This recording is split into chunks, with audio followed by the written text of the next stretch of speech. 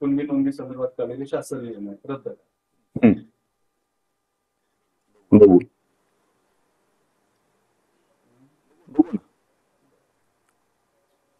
काल त्यांनी मुख्यमंत्र्यांवरती सुद्धा आरोप केले हे मराठ्यांचेच मुख्यमंत्री आहे. नाही नाही, त्यांच्यावर काय उत्तर त्यांचं काय उत्तर द्यायचं, कारण ज्याला विरोधक म्हणलं नाही त्याला काय अर्थ आहे उत्तर देऊन. त्याला विरोधक म्हणलं त्याला ठीक आहे.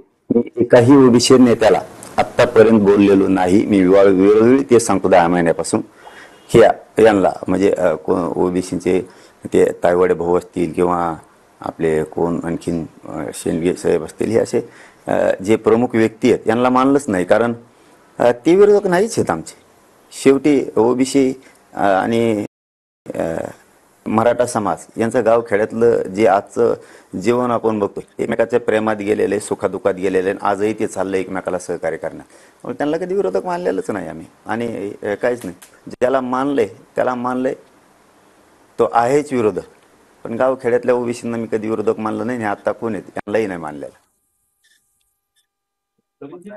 मराठ्यांचा म्हणता जर ओबीसी घुसला तर ओबीसी आरक्षणच संपवून जाईल. नाही, ते काय म्हणायचं ज्याचा त्याचा प्रश्न आहे.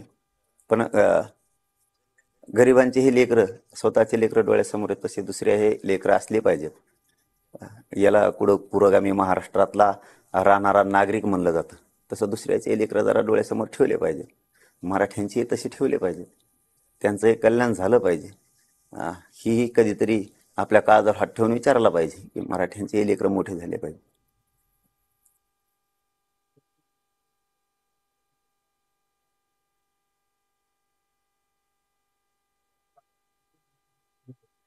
नाही, चालूच असतो त्याचा विचारच नाही केला मी कधीच. जितके काय आंदोलन झालेत विरोधात 10 महिन्यात, त्याचा कधीच विचार केलेला नाही आणि कधी करणारही नाही. आणि मुख्यमंत्री हे काय कुठं एका जातीचे याचे नसतात कधीच, कोणाचे असू दे, ते कुठं जातीचे काय नसते.